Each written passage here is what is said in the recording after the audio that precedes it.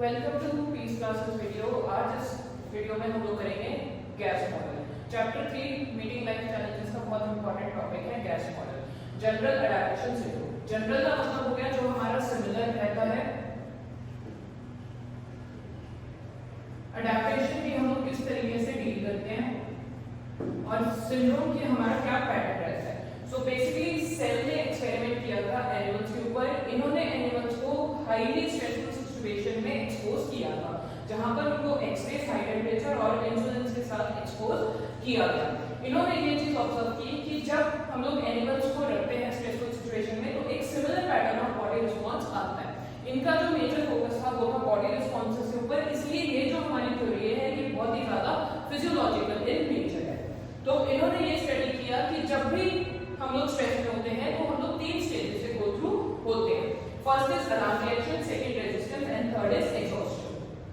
सो इस टेबल के अकॉर्डिंग हम लोग समझ सकते हैं कि जब हमारा अलार्म रिएक्शन होता है तो उस केस में पर्सन का अराउजल स्टार्ट होता है। अलार्म रिएक्शन जो है वो हमारी एक्टिवेशन की स्टेज होती है, जहां पर हमारा जो स्ट्रेस रिलेटेड हार्मोन्स है वो सिक्रीट होने स्टार्ट हो जाते हैं। सो वो किसका काम होता है? पैरासिम्पैथेटिक नर्वस सिस्टम का, कि जो हमारी 2 लेवल के ऊपर एक्टिवेशन स्टार्ट होती है वो यहीं से स्टार्ट होती है, पिट्यूटरी कॉर्टेक्स सिस्टम। यहाँ पर जो हमारी बॉडी है वो फाइट और फ्लाइट के लिए रेडी हो जाती है, और जब फाइट और फ्लाइट के लिए रेडी होती है तो हमारी बॉडी के बहुत से रिसोर्सेज यूज होते हैं। उसके बाद हम लोग आते हैं रेजिस्टेंस स्टेज के ऊपर। रेजिस्टेंस स्टेज जो होती है जब स्ट्रेस प्रोलॉन्ग है, जब स्ट्रेस लंबे टाइम तक चल रहा है तो हमारा सिमिलर पैटर्न होता है और जो हमारे रिसोर्सेज होते हैं वो धीरे धीरे खत्म होने स्टार्ट हो जाते हैं। तो यहाँ पर हमारा आता है cautious use of body resources, कि जो भी हमारे बॉडी के रिसोर्सेज है उसको हम लोग बहुत ही ज्यादा केयरफुली यूज करना शुरू करते हैं। तो यहाँ पर हमारा काम आता है सिंपैथेटिक नर्वस सिस्टम। ये चीजें याद रखनी है कि अलार्म रिएक्शन में हमारा क्या है?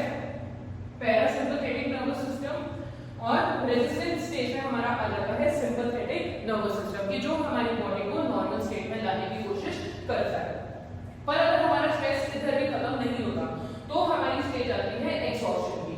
एग्जॉस्शन जो है वो एकदम लास्ट स्टेज है कि जहां पर पर्सन जो है वो गिव अप करने वाला है। डेंजर की स्टेज ये होती है।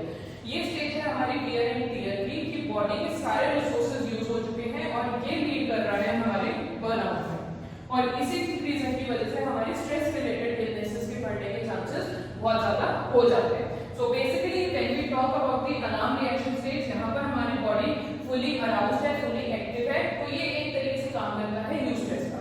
एंड सिंस वी नो कि यूज स्ट्रेस जब लंबे समय तक चलता है तो उसके अंदर कैपेसिटी होती है कि वो डिस्ट्रेस में कन्वर्ट हो सकता है।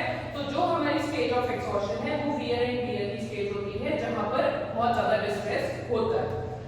So these are the 3 stages: alarm reaction, A for alarm, A for activation। तो ये क्वेश्चन जब भी आएगा पिट्यूटरी कॉर्टेक्स सिस्टम हमें लिखना ही लिखना है।